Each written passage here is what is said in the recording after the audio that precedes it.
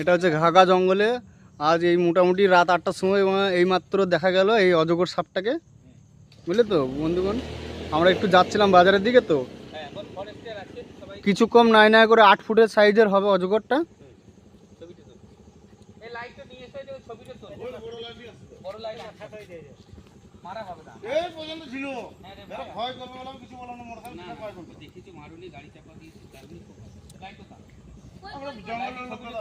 এই বিরাট অজগর এখানে।